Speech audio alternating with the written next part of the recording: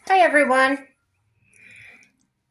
Today, remember I told you I was going to speak to my native friends and see maybe if they would um, talk on here. Not yet, and I'll explain why. Today I met up with one of my native friends whom has stories to share. However, he doesn't know if he feels comfortable speaking out loud. In other words, on social media. He does speak regularly in other places. However, I'll tell you why. The reasons are personal to him and for him.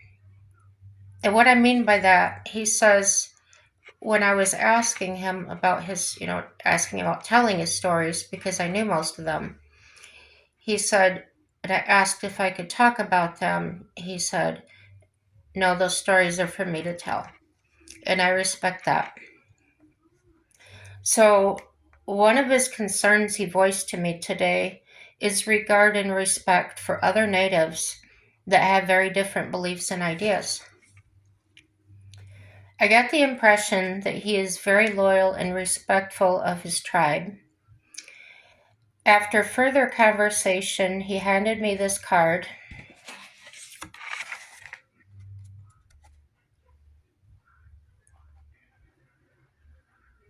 Okay.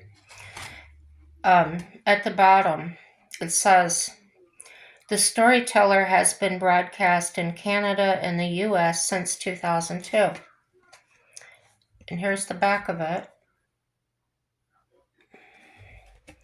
And the back says, I waited patiently for the Lord. He turned to me and heard me cry. He brought me up also out of the horrible pit, out of the miry clay. He set my feet on a rock and gave me a firm place to stand. Psalm 41 and 2. They very much do believe in the same God that we do. Like I've said before, but they also feel that nature and everything is to be respected as well. Um,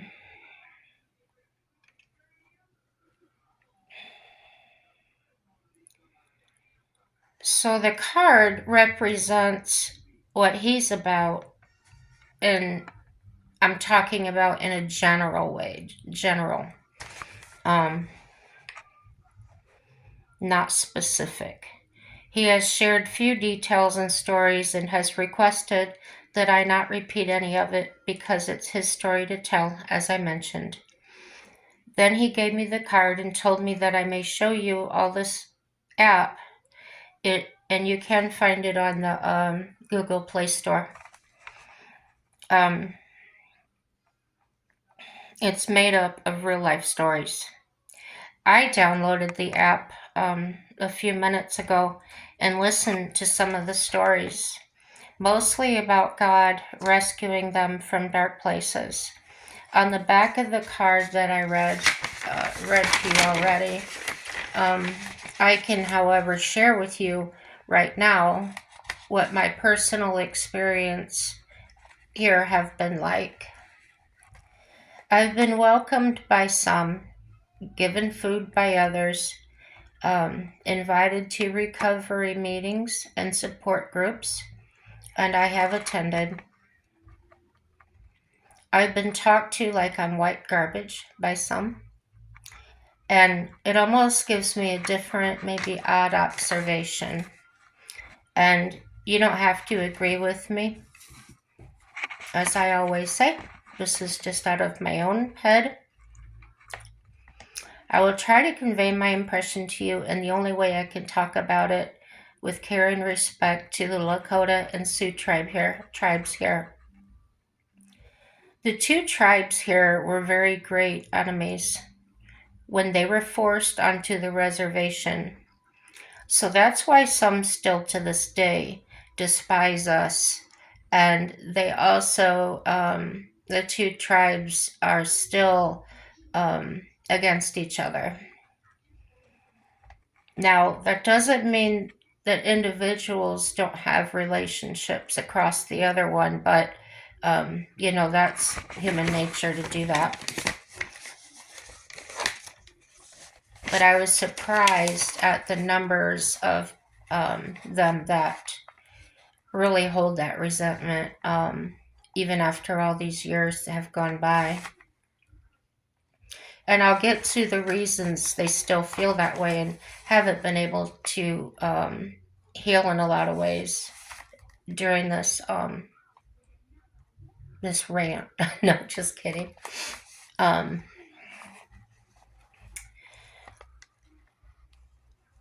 so they were very great enemies when they were forced onto the reservation. So that's why some still to this day despise us.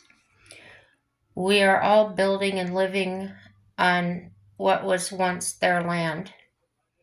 It's very personal, and no matter how many years and generations pass, that anger and hate will continue. It's taught to some uh, from a very young age.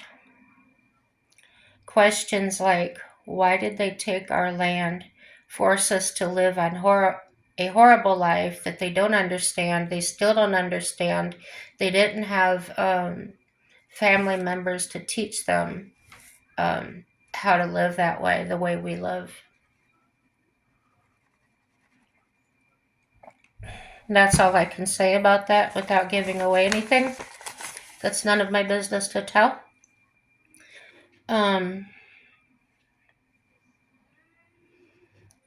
I've driven onto the reservation and observed things myself. So I'm going to give you what I saw, my perspective.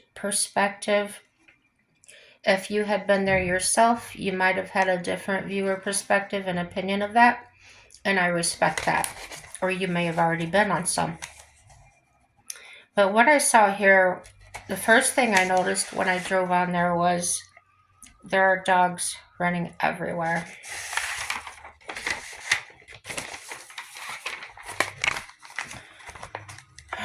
Spray painted, graffiti, abandoned houses, and even occupied houses with boarded up windows.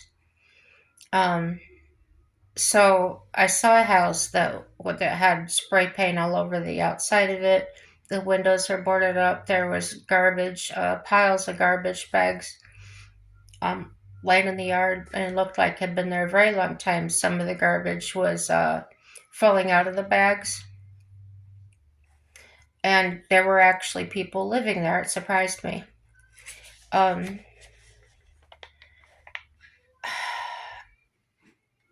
Honestly, I can say that almost every vehicle is banged up somehow, somewhere on the body, even the newer ones, brand new ones. Lots of the properties are not kept up, like the grass isn't mowed.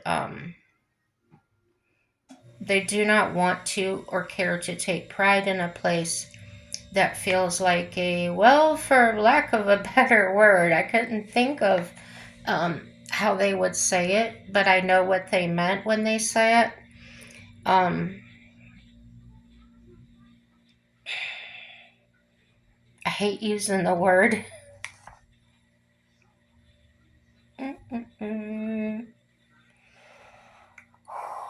Fenced in. Like white man's animals are not allowed to live natural, free lives. I found that a profound.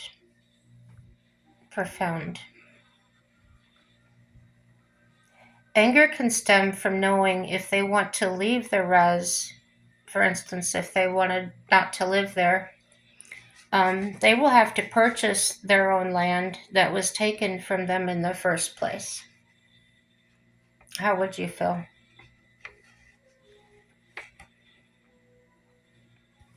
They were not even allowed to keep their given names. The Catholics that were sent here to educate them to become like us told them because they could not pronounce their name, would not be called by names. They would be made up for them. I'm not usually in the state of mind to compare people. But in this case, no other race in this country, in my opinion, should be taking any more oil from them here.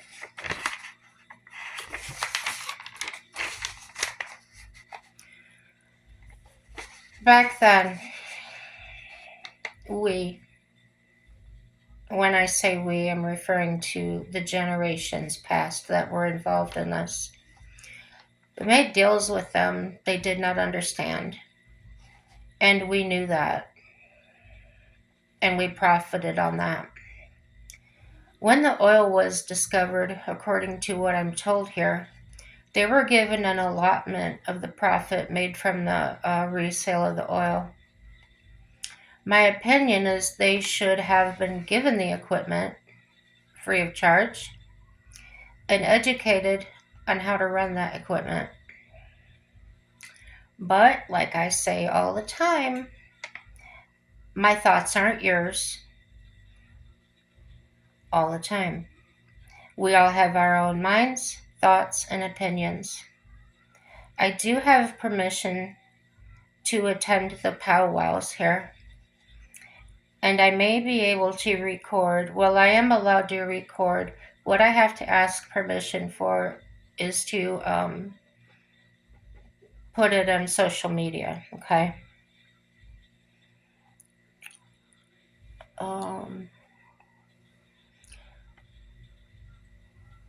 They're going to check out my channel. I was asked the name of my channel today, and they're going to check it out. So let's hope we can help support them by being kind all of the time, even when they hate us. I feel their hate is justified. They too are free to think and feel how they do. And I, for one, would support them above any race. We do owe them respect. Some are hurting deeply. Some are numb. Some are adjusted fine. Some are happy. All of the emotions and opinions that we all have, they have too. It's just in their way. When I see and hear people acting and talking some kind of way about certain things I can't mention here yet, it really makes me sick. Now, I'm not necessarily putting the natives on pedestals, for our God did create us all equal. I just sincerely believe they matter, and other races need to wake up and see what abuse and power is still being used today over another race is now and present. And whatever life they are living is certainly better than these. Well, I've said before, I have big emotions. And when I make up my mind, I just jump into it. So I look forward to hearing from y'all about this or other topics. This is important because they are now going to come on and watch videos here and see if they approve. So please put your comments down there. It will get to them, and it might encourage them to get on here and speak their truths.